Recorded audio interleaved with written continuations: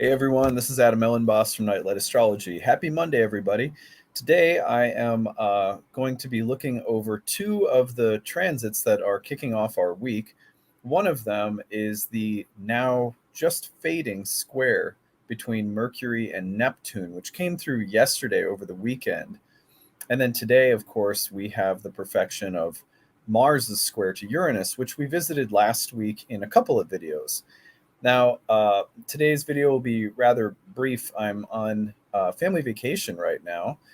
We, as a family, are visiting the Redwoods. We're in, I don't know if you guys know where Trinidad, California is, but we are up in Northern California doing some family camping and a little bit of like Airbnb stay and a little bit of camping to see the Redwoods.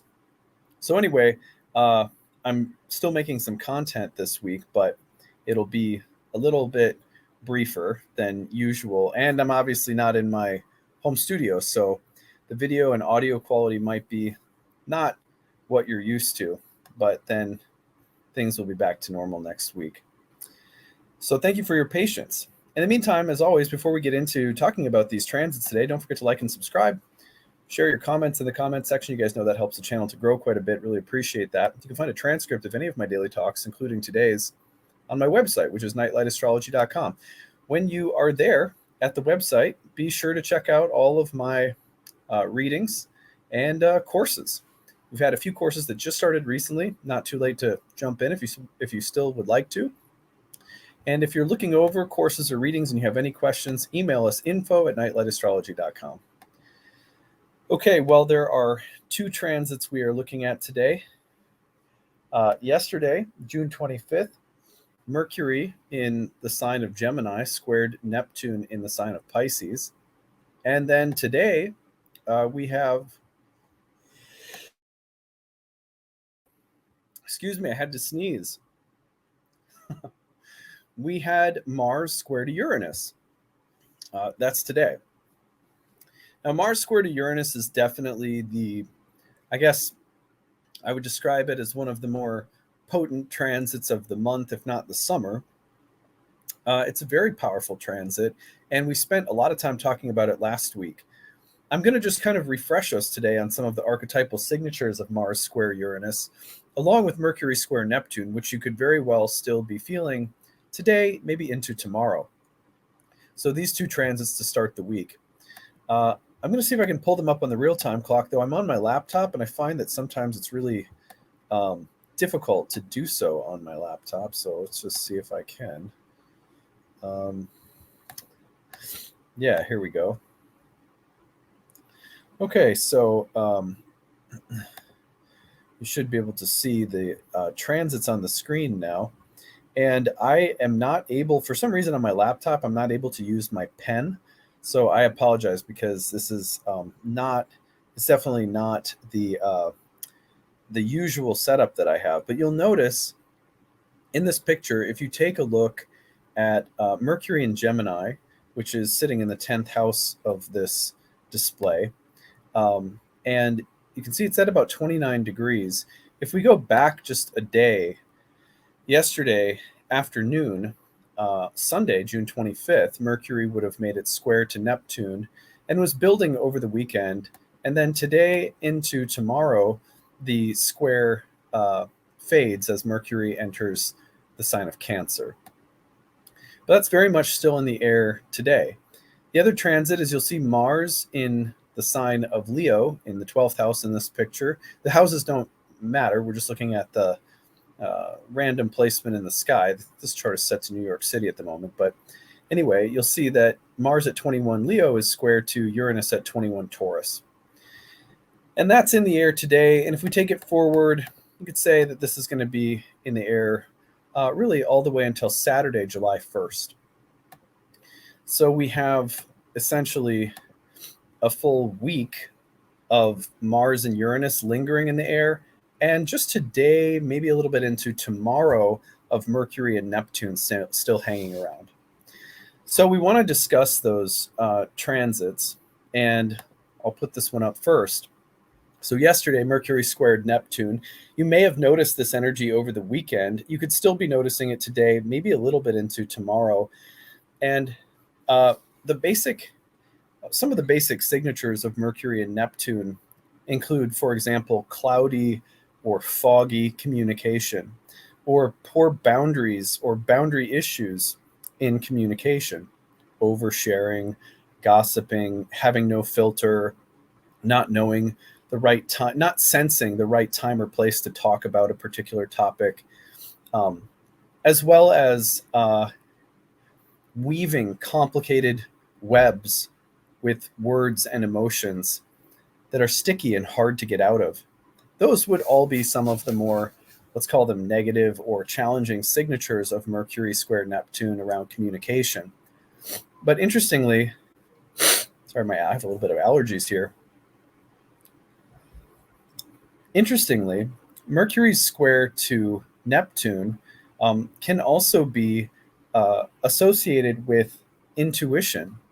And people that occasionally have flashes of precognition where 5 minutes before someone calls you, you start thinking about them and then they call you.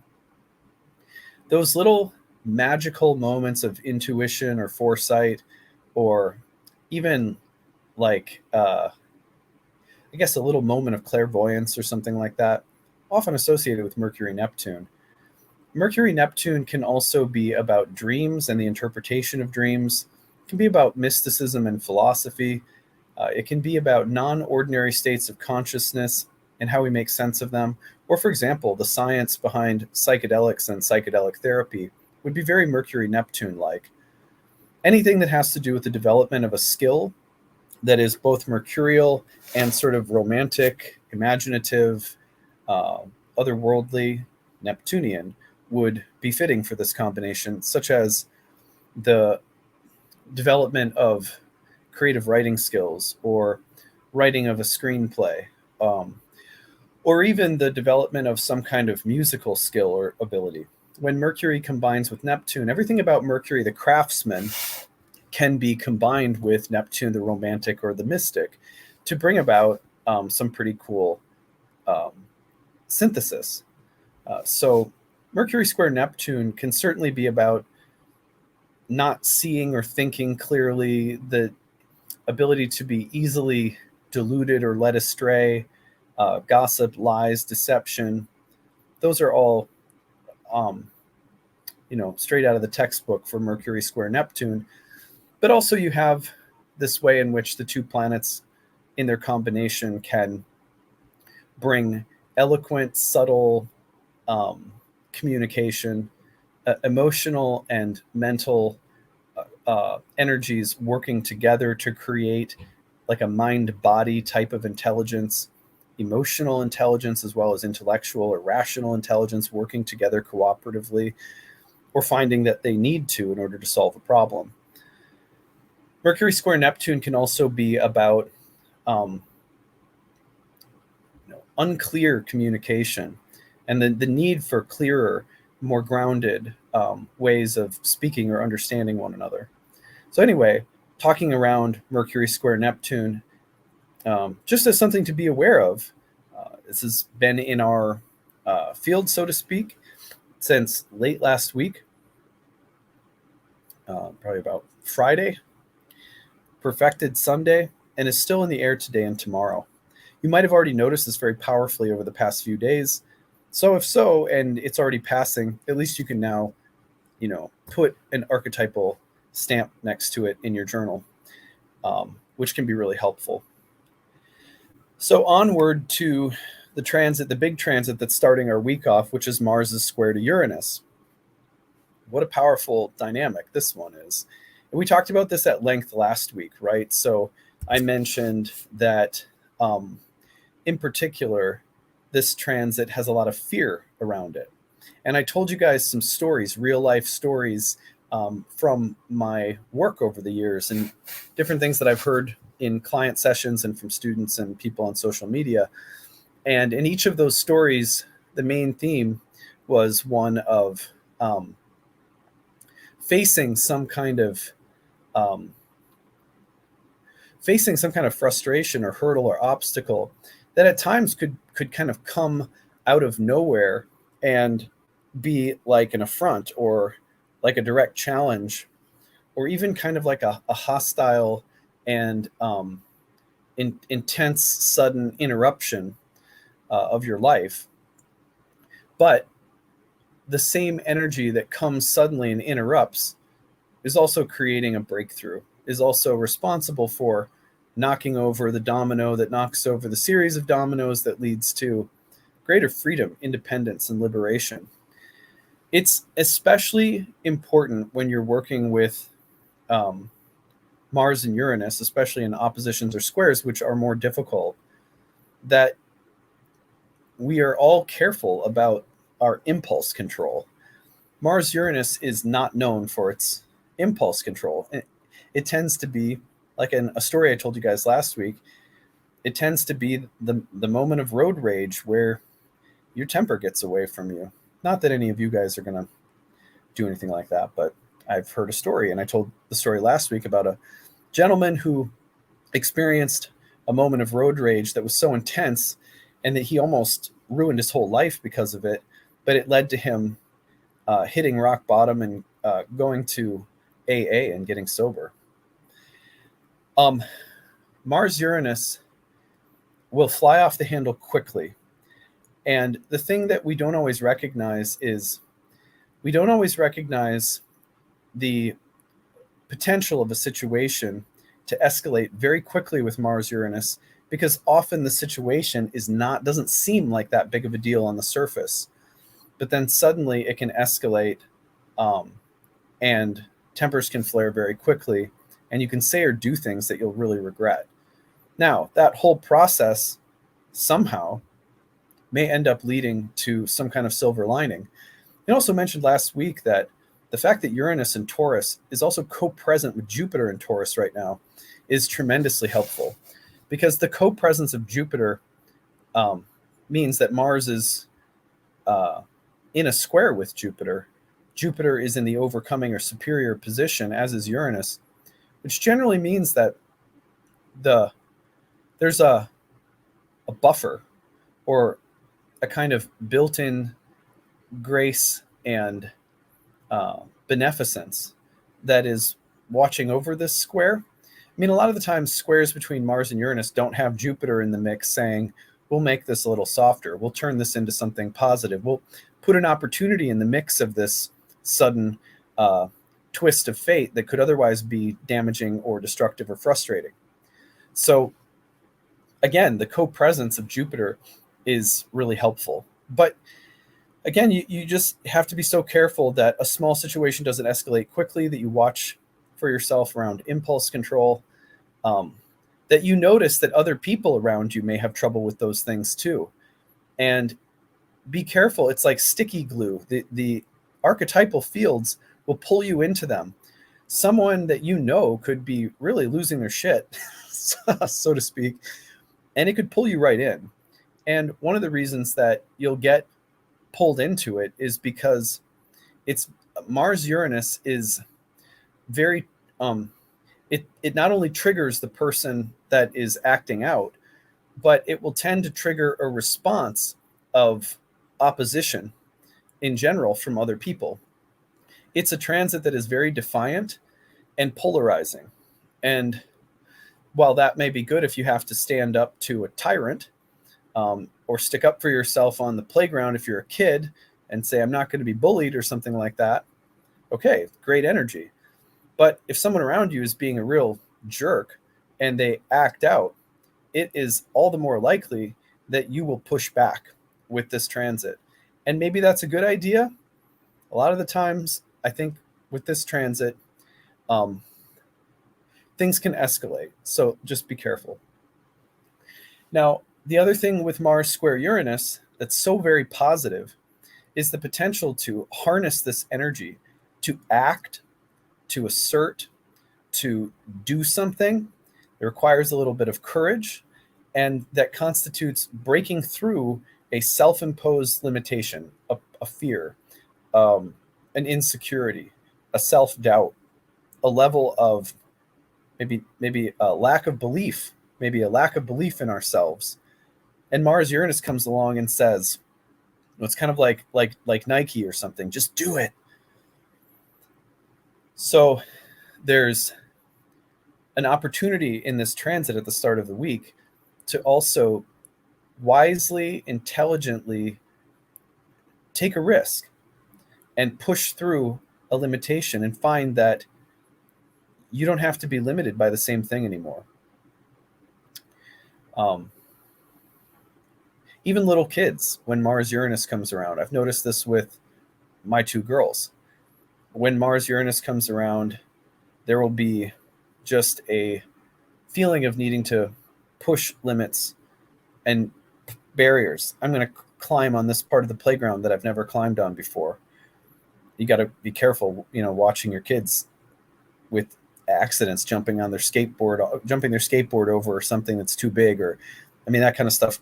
Accidents can happen with Mars Uranus, but also the overcoming of fears can happen. We're here in Northern California, for example, and there's a Bigfoot Museum, and we talked about, we should go, and my youngest, who's 4, has been just, I don't want to go. That's too scary. It's too scary. Okay, we don't have to go. My older one is like, come on, she's so frustrated. And the littler one is saying, I'll go. Okay, I'll go. We said, oh yeah, that's great. You changed your mind. Great, we'll go. Yeah, because I don't believe Bigfoot is real. And my older girl said, well, you don't believe in Bigfoot? Well, what's going to happen next? You're not going to believe in unicorns? She's like really mad. And my younger one said, I don't care what you think. I don't believe in Bigfoot. I don't believe in Bigfoot. And I was encouraging her. I was like, you don't have to believe in Bigfoot. And I like that you're taking a stand for what you believe in. She said, yeah, I can go to the museum because I don't believe in him. Very Mars Uranus, to take a stand against her sister who deeply believes in Bigfoot.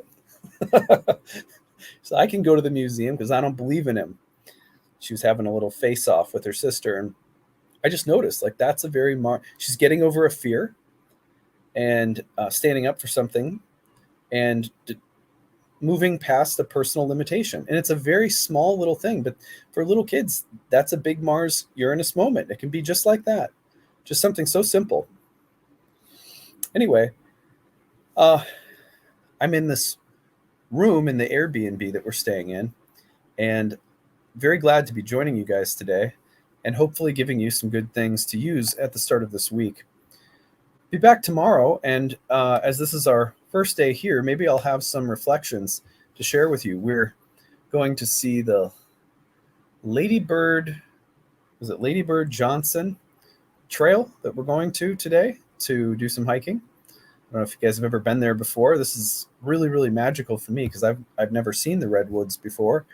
My wife came when she was pretty young, but you guys know Ashley. She loves trees. She loves plants. So this is a little Cancer Taurus family dream come true for a vacation. We've been wanting to do this for many years. We've talked about doing this, so it's pretty cool to be here. It's beautiful. So if you guys are from this neck of the woods, like, wow, it's so cool. It's kind of interesting.